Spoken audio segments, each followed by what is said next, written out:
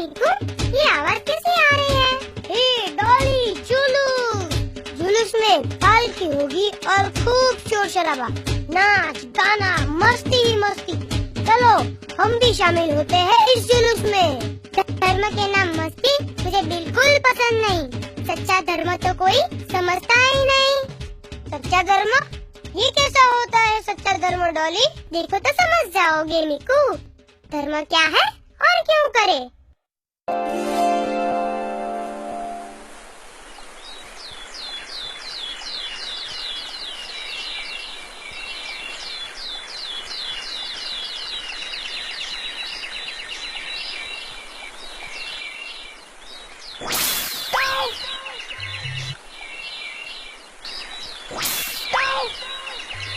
अरे अरे, यह देखो, चिंतन क्या कर रहा है? अरे चिंतन, तू क्यों इस बिच्छू को बचाने के चक्कर में पड़ा है? मरने देना यार उसको। तू इसको मरने से बचाना चाहता है और फिर भी वह तुझे काट रहा है।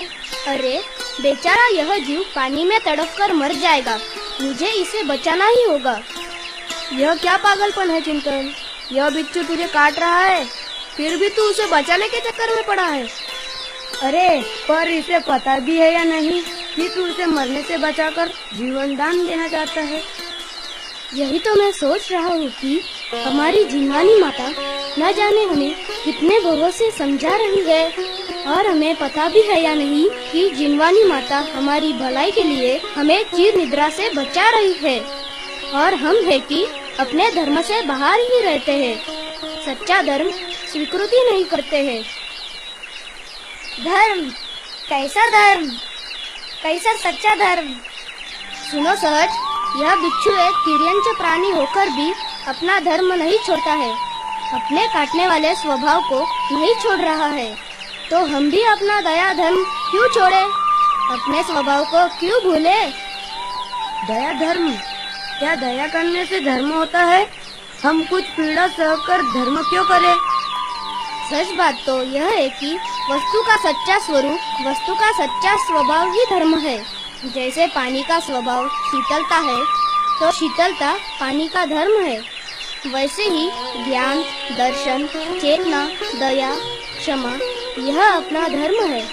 आपने कभी देखा है किसी आदमी को ज्यादा समय क्रोध में रहते हुए? नहीं। कभी न कभी उस आदमी का क्रोध शांत हो ही जाता है। इसका अर्थ यह है कि अपना स्वभाव शांत है। अधिक समय तक पानी गर्म नहीं रह सकता है, वैसे ही हम क्रोधादि विभावों में अधिक समय तक नहीं रह सकते हैं। हर एक आदमी सच्चा सुख प्राप्त करना चाहता है। इसी सच्चे सुख की प्राप्ति के लिए हमें धर्म करना चाहिए। अरे वाह, यह तो बहुत अच्छी बात तूने कही है। यह तो मैंने कभी सोचा ही नहीं था। दादा दादी, पापा मम्मी सभी बड़े लोग कह रहे हैं, इसलिए हमें धर्म नहीं करना है। धर्म तो जीवन जीने की एक कला है। हर एक चीज से हमें परीक्षा प्रधान होना चाहिए। जैसे रात में खाना नहीं खाना। डॉक्टर भी कहते हैं कि रात में सोने से पहले 4-5 घंटे पूर्व ही हमें भोजन करना चाहिए। जैसे कि एक और पानी छानकर पीना। डॉक्टर भी कहते हैं कि अनछाना जल पीने से अनंत जीव अपने पेट में जाकर हमारे स्वास्थ्य में बिगाड़ हो जाता है। पानी में भी अनंत जीव होते हैं, इसलिए इन सभी जीवों को हमारे जैसे जीव समझकर दुख नहीं देना चाहिए। वस्तु का सच्चा स्वरूप अगर हम समझे तो हमारा जीवन भी सुख शांतिमय होगा।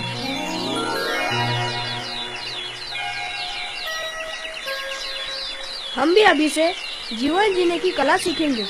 वस्तु के सच्चे स्वरूप को समझेंगे तो ही सच्चा धर्म समझ पाएंगे।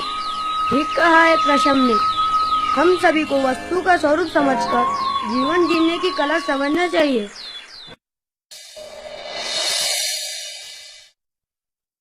इतनी अच्छी स्टोरी सुन रहा हूँ, और ये मम्मा ना हमेशा आवाज दे देकर डिस्टर्ब करती रहती है।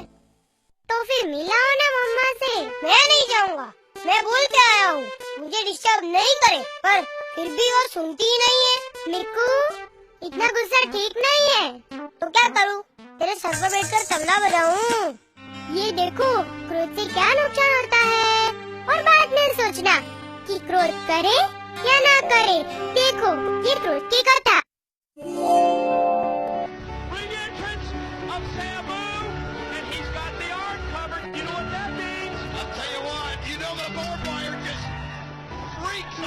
चिद्रूप,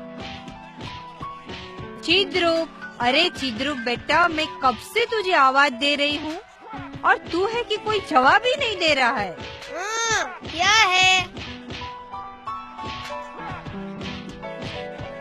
बेटा स्कूल के लिए देर हो रही है और आपका होमवर्क भी बाकी है। मम्मी, मुझे आज स्कूल नहीं जाना है। अब बस भी करो, लो आपके दोस्त भी आ गए। जय जिनेंद्र चिद्रूप, चलो स्कूल नहीं चलना है क्या? अरे स्वरूप, आपने आपका होमवर्क किया या नहीं? हाँ आंटी जी, सुबह ही जेनी बच्चे के गाने सुनते सुनते होमवर्क कंप्लीट कर दिया। अच्छा, ये तो बहुत अच्छी बात है। अरे चिद्रूप, 2 हफ्ते से आप पाठशाला क्यों नहीं आ रहे हो? क्या करे बेटा, पाठशाला के टाइम पर ही उसके कराटे की क्लास चलती है, इसीलिए उसका पाठशाला आना ही नहीं होता। अरे चिद्रूप, चलो ना, देरी हो रही है। तू जाना यार, मुझे स्कूल नहीं आना है, जा। नहीं बेटा स्वरूप, जरा रुको, मैं अभी इसे तैयार करके स्कूल भेजती हूँ। चिद्रूप, चिद्रूप, सुना नहीं तुमने? चलो टीवी बंद करो। नहीं नहीं मम्मी, मैं आज स्कूल नहीं जाऊंगा। मम्मी, टीवी बंद मत करना। अरे ये क्या किया तुमने? देखो तो आंटी जी को कितनी चोट लगी। तो टीवी क्यों बंद कर दिया? मेरा नहीं सुनोगे तो मैं ऐसा ही करूँगा। आंटी जी, आपको तो बहुत ज्यादा चोट लगी है। यहाँ बैठिए, मैं आपको दवाई लगा दूँ।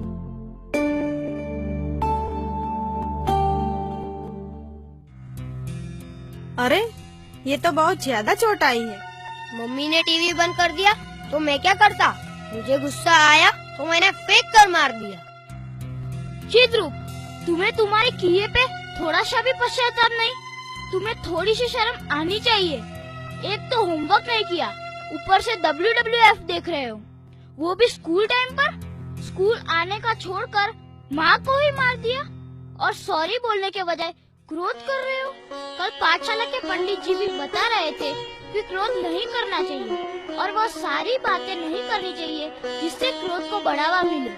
हाँ बेटा, बिल्कुल ठीक कहा है पंडित जी ने। देखो तो चिद्रूप, तुम WWF का प्रोग्राम देख रहे थे जिससे तुम्हारे क्रोध को बढ़ावा मिल गया।